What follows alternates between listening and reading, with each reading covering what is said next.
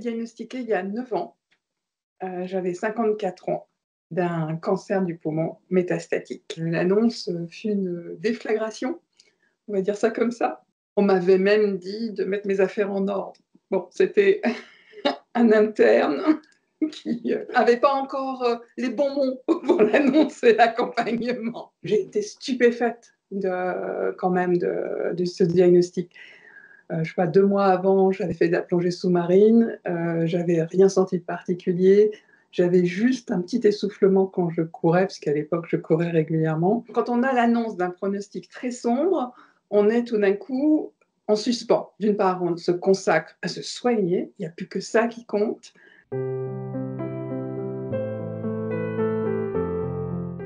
J'ai d'abord, bénéficié d'une chimiothérapie classique.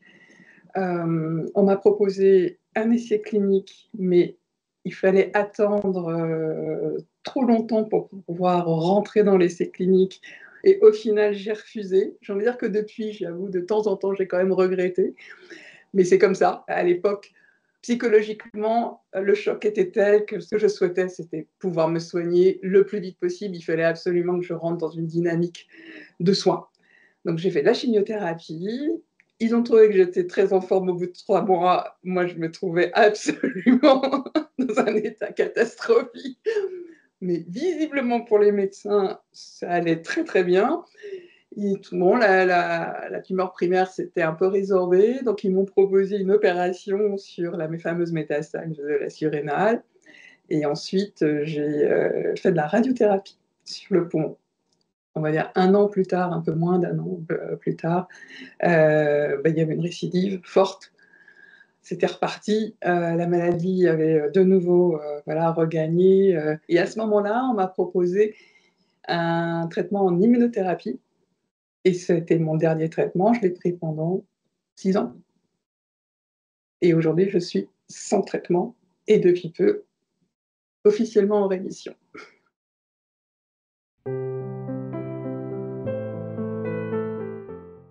C'est quelque chose qui bouleverse complètement. On est passé de, «Je vais mourir demain» à non pas à l'espoir de je reprends ma vie comme avant, mais je construis une nouvelle vie qui est une vie avec la maladie et on repriorise un certain nombre de choses. Ça veut dire quoi? Vivre avec, parce qu'on se sent quand même fragile, on est quand même vulnérable, on doit aller à l'hôpital quand même extrêmement régulièrement, donc c'est un quotidien qui change, mais c'est aussi pleinement une vie. On avait retardé des travaux chez nous, on s'est lancé dans les travaux en disant: «Allez, on croit sur le fait que je verrai la fin des travaux et je pourrai en bénéficier», ce qui est le cas. Donc c'est juste génial.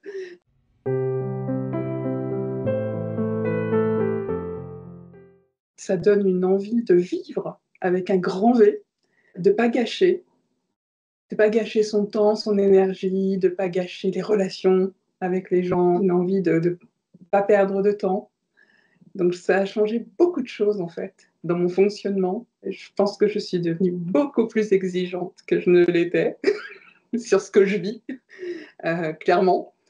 J'ai appris à vivre l'instant, à vivre pleinement le moment, l'instant, la situation dans laquelle je suis, ce que je partage avec quelqu'un à un moment donné et puis de se dire qu'il y a tellement de choses qui n'ont pas d'importance et que là, on pouvait avant se sentir, je ne sais pas, peut-être blessé ou se sentir ou avoir des énervements, des petites colères, qui, au final, ne font du mal qu'à nous-mêmes.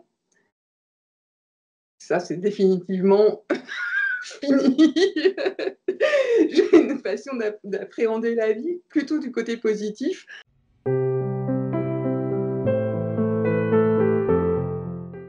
Donner du sens parce que c'était important pour moi, le fait d'avoir connu la maladie, d'avoir rencontré le monde de l'hôpital et de la santé que je ne connaissais mais pas du tout et je trouvais que c'était un champ dans lequel, la démocratie s'exerçait pas forcément beaucoup. Je trouvais que les patients et les proches avaient assez peu de place. Quelque chose qui me disait que ça irait encore mieux si on pouvait plus partager, plus échanger, que chacun soit vraiment, on va dire, respecté dans son rôle. Et tant et si bien que bah, ça m'a donné envie de m'impliquer. J'avais découvert Patients au réseau à travers le réseau, mon réseau Cancer Poumon. Très rapidement, le hasard a fait que j'avais pu assister à un événementiel qu'ils avaient organisé autour de vidéos faites sur le cancer du poumon, des petits témoignages. Il y avait, y compris, il y avait l'équipe du conseil scientifique qui était présente. J'avais trouvé le projet du réseau absolument extraordinaire. J'ai trouvé que c'était une offre voilà, qui était tout à fait spécifique. Moi, je l'avais découvert parce que je cherchais des infos vérifiées. Et enfin, j'avais trouvé un endroit où il y avait des infos de qualité. C'était pas n'importe quoi et c'était disponible 24 heures sur 24, ce qui m'allait très bien en termes de fonctionnement. Et y compris, voilà, quand on a de temps en temps quand même des formes d'insomnie, etc., de pouvoir se dire tiens, j'ai une question, je voudrais avoir une réponse, je me branche et je regarde. C'est plutôt, voilà, c'est vraiment plutôt sympa. Et puis beaucoup plus globalement, ouais, le problème de l'égalité dans l'accès aux soins, dans l'accès à l'innovation, quelque chose qui encore aujourd'hui me motive beaucoup parce que je trouve que c'est pas encore ça. Moi, j'avais une image angélique de notre système de santé. Alors, ce qui est vrai, c'est on a accès à des produits qu'une partie du monde ne connaît pas, on n'y a pas accès à moins de verser des sommes considérables. On a un accompagnement de professionnels de grande qualité. Enfin, sauf qu'au fait, je me suis rendu compte que selon l'endroit où on habite, selon notre capacité de parler correctement le français, par exemple, et de le comprendre, eh bien, on peut ne pas être orienté de la même manière, on peut ne pas bénéficier de ces innovations et de ces prestations de grande qualité, de prise en charge de grande qualité. Et voilà, je pense qu'il faut qu'on arrive à mieux faire, d'où un engagement assez fort.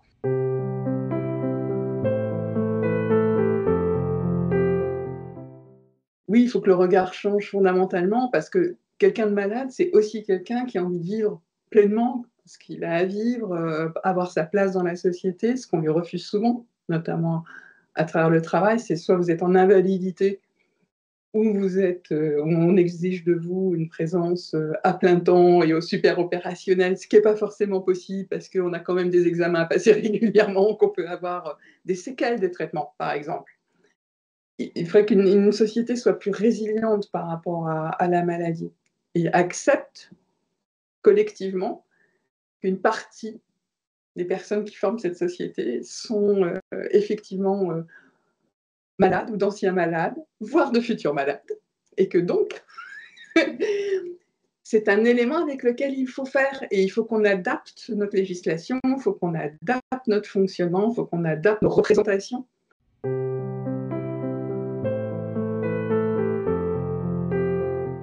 Si vous êtes comme moi, touché par le cancer, j'ai envie de vous dire, surtout ne baissez pas les bras, parce que la recherche avance à une vitesse incroyable, il y a une vraie révolution. On a accès aujourd'hui à des traitements qu'on n'imaginait pas exister il y a encore 3-4 ans.